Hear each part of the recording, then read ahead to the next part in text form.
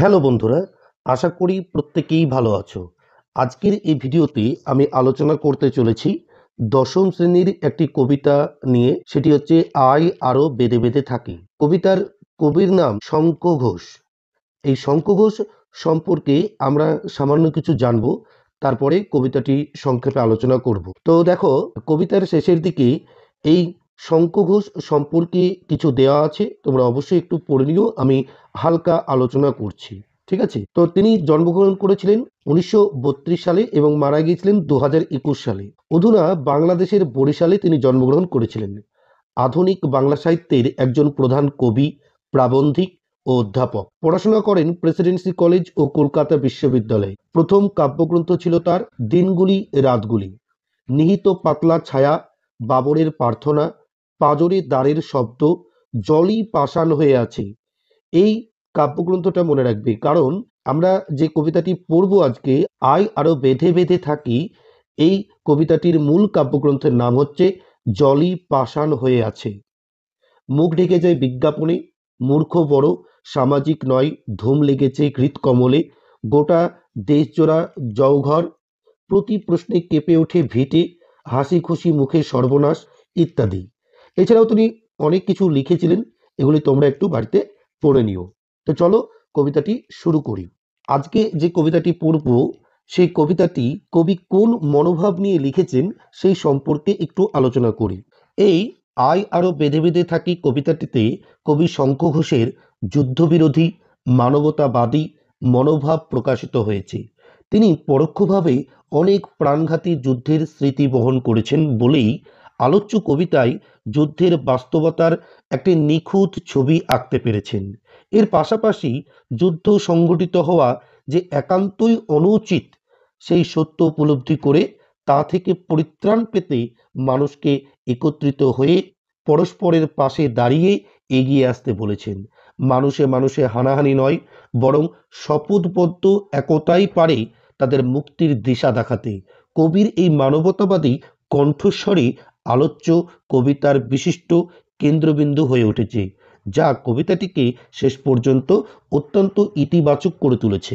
এবার এই কবিতার প্রথম, দ্বিতীয়, তৃতীয়, চতুর্থ, পঞ্চম এবং ষষ্ঠ স্তবকে কি আলোচনা করা হয়েছে এক এক করে আলোচনা করার পর কবিতাটি শুরু করব, তাহলে তোমাদের কবিতাটি বুঝতে খুবই সুবিধা হবে।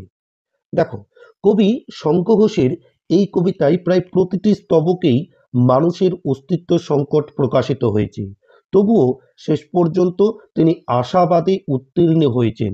কবিতার প্রথম 4টি স্তবকেই তিনি ব্যক্ত করেছেন মানুষ প্রকৃতির মৃত্যুফাঁদ বা প্রতিকূলতার মুখোমুখি। কবির ভাষায় আমাদের ডান পাশে ধস, আমাদের বায়ে গিরিখাত, পায়ে পায়ে হিমানির বাঁধ। দ্বিতীয় স্তবকে বর্ণিত হয়েছে মানুষের পথহীনতার কথা, ঘরবাড়ি ধ্বংস হয়ে যাওয়ার কথা।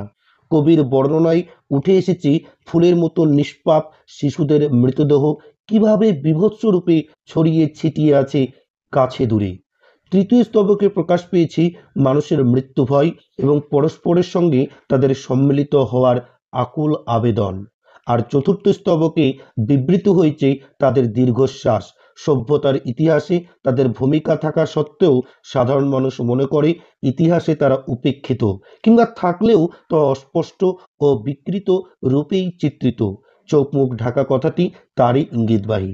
পঞ্চম স্তবকে কবি বলেছেন মানুষ পৃথিবীর এমন নিষ্ঠুরতায় প্রশ্নমুখর, তারা নিজেদের এমন সংকটে দেখে ভাবে পৃথিবীও সম্ভবত মৃত ও জীবিতের মধ্যবর্তী কোনো অবস্থায় বিরাজমান, অর্থাৎ পৃথিবীর অস্তিত্ব নিয়ে তারা সংশয়াচ্ছন্ন।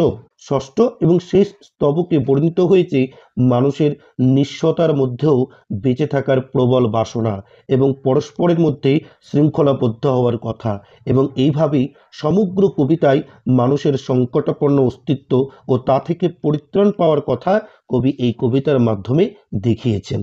চলো এবার শুরু করি কবিতাটি আয় আরো বেঁধে বেঁধে থাকে। তোমাদের এর আগে বলেছি যে এটির মূল কাব্যগ্রন্থের নাম হচ্ছে জলই পাষাণ হয়ে আছে, এবং এই কবিতাটি 2004 সালে প্রকাশিত হয়েছিল। ঠিক আছে, তাহলে দেখো, আমাদের ডান পাশে ধস, আমাদের বাঁয়ে গিরিখাদ, আমাদের মাথায় বোমারু, পায়ে পায়ে হিমানির বাঁধ, আমাদের পথ নেই কোনো, আমাদের ঘর গেছে উড়ে। অর্থাৎ আমাদের ডান পাশে ধস, এই ধস বলতে কি বোঝায়? ধস শব্দের অর্থ হলো পাহাড় থেকে নেমে আসা পাথর বা মাটির স্তূপ। পাহাড়ি রাস্তায় যে কোনো সময় ধস নামে, উপর থেকে গড়িয়ে আসে পাথর, মাটি, বদ্ধ হয়ে যায় রাস্তা, বিপর্যস্ত হয় জনজীবন, প্রাণহানিও ঘটে অনেক। কবিতায় ধস শব্দটি আকস্মিক বিপদের প্রতীক। যুদ্ধবাজ সাম্রাজ্যবাদী শক্তির আগ্রাসনে সাধারণ মানুষের জীবন আজ বিধ্বস্ত হয়ে পড়েছে। প্রতি মুহূর্তেই মৃত্যুর সম্ভাবনা, খাদ্য, বস্ত্র, বাসস্থান হারানোর চোখ রাঙানি সবসময়। ধস শব্দটি এটাকেই ইঙ্গিত করেছে। আমাদের মাথায় গিরিখাত, এই গিরিখাত শব্দের অর্থ কি?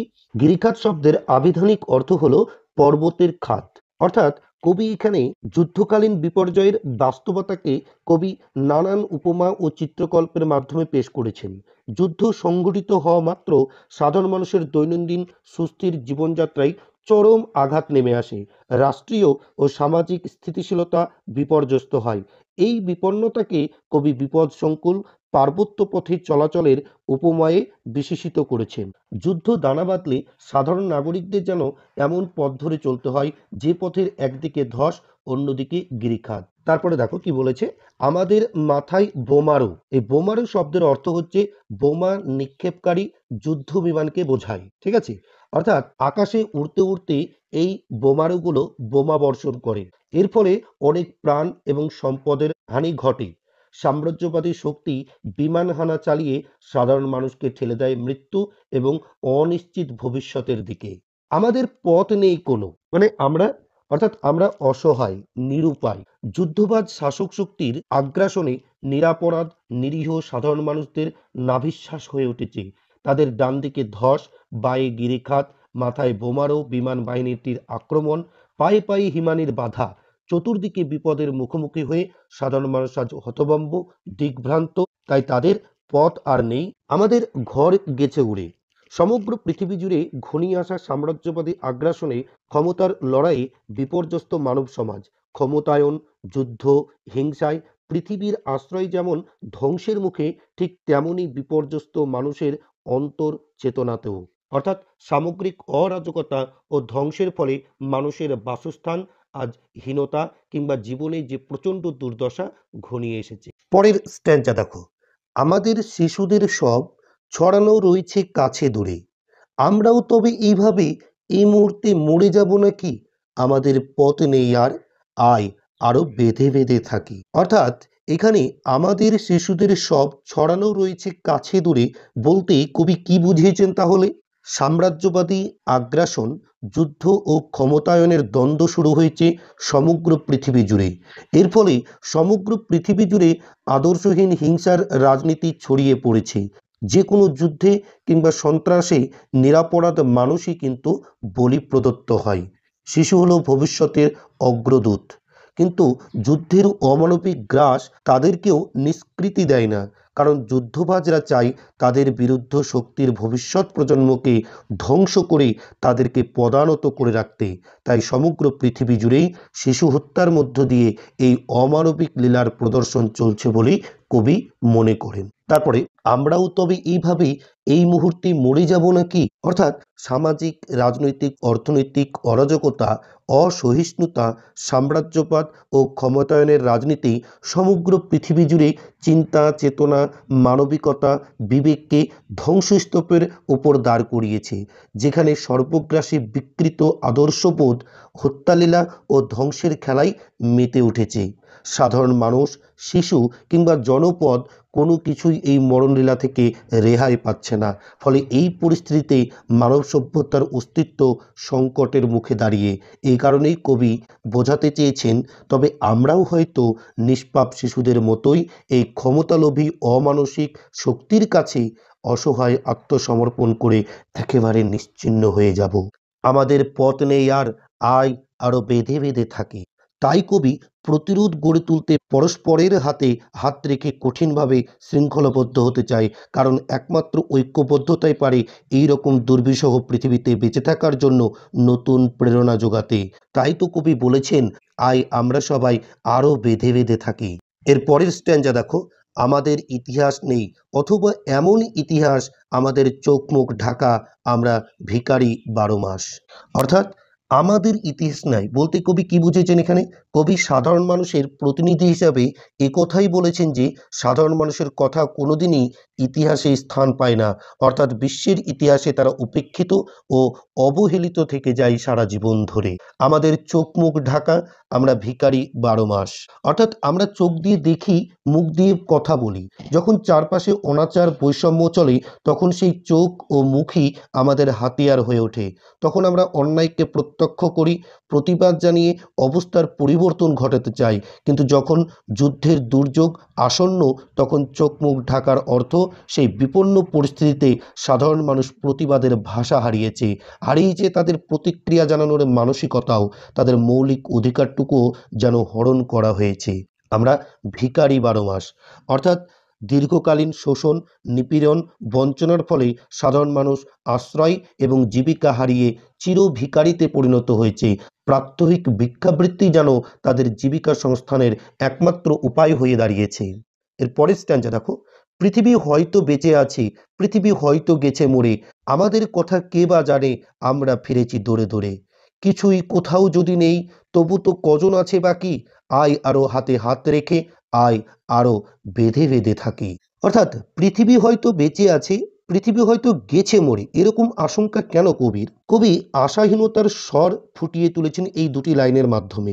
পৃথিবী হয়তো গেছে মরে বাক্যটিতে হয়তো শব্দটি যুদ্ধ বিধ্বস্ত নিরাশ্রয় মানুষদের নৈরাশ্য এবং নির্বিকারত্বকে প্রকাশ করে, যাদের নিজেদের অস্তিত্ব বিপন্ন, যারা বুঝতে পারে না আজ বাদে কাল তারা নিজেরাই বেঁচে থাকবে কিনা। তাদের কাছে পৃথিবীর অস্তিত্ব, মানবতা, মানব ধর্ম ইত্যাদি শব্দগুলি একেবারে অর্থহীন। যুদ্ধ সন্ত্রস্ত মানুষদের এই মানসিক বিপর্যয়ের রূপটি হয়তো শব্দটির প্রয়োগে আরও স্পষ্ট হয়ে উঠেছে। আমাদের কথা কে বা জানে, আমরা ফিরেছি দৌড়ে দৌড়ে। অর্থাৎ এখানে আমরা বলতে যুদ্ধ বিধ্বস্ত নিরাশ্রয় সাধারণ মানুষদের কথা বলা হয়েছে। অর্থাৎ একটি লাইন আমার মনে পড়ে গেল এই মুহূর্তে, ঘরের সন্ধানে তুমি ঘর পেলে না, তীরের সন্ধানে তুমি তীর পেলে না। জনজীবনে ইতিহাসে উপেক্ষিত সাধারণ মানুষের একই অবস্থা। যুদ্ধ তাদের মাথার উপরে ছাদ কেড়ে নিয়েছে, ছিনিয়ে নিয়েছে ভাবি প্রজন্মকে। তাদের জীবন জীবিকাও হয়ে উঠেছে অনিশ্চিত। সর্বহারা শ্রেণীর মানুষেরা সারা জীবন ভিখিরি হয়েই খাদ্য, বস্ত্র, বাসস্থানের খোঁজে ঘুরে বেড়ায় পৃথিবীর এক প্রান্ত থেকে আর এক প্রান্তে। সাহায্যের আশায় তাই তারা পুঁজিপতিদের দরজায় দরজায় ঘোরে।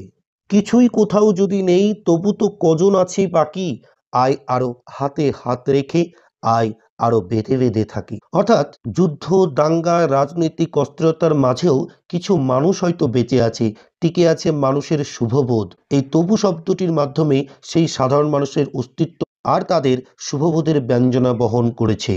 অত্যাচারী শাসক শক্তির উদ্যত গিলোটিনের সামনে এরা মাথা বাড়িয়ে দেয়। এরাই আবার বাস্তিল দুর্গের পতন ঘটায়। আমরা 9-এর ইতিহাসে পড়েছি। ফরাসি বিপ্লব, রুশ বিপ্লবে এরাই সক্রিয় অংশ নেয়। হিরোশিমা, নাগাসাকিতে এরাই বরণ করে অসহায় মৃত্যু, তবু এরা বেঁচে থাকে, বাঁচিয়ে রাখে মানবিকতা, শুভচেতনা। কারণ এরা মৃত্যুঞ্জয়। এদের প্রতিজ্ঞা, আমি ভয় করব না, ভয় করব না, দুবেলা মরার আগে মরব না, ভাই মরব না। যুদ্ধের ধ্বংসাত্মক পরিণতির পরও যে সমৃদ্ধপূর্ণ ভবিষ্যৎ অপেক্ষা করে থাকতে পারে, সেই ভবিষ্যতের অন্বেষণে সকলকে চালিত করতে শপথ বাক্যের সুরে কবি আয় আরও বেঁধে বেঁধে থাকি লাইনটি দুবার ব্যবহার করেছেন কবিতায়।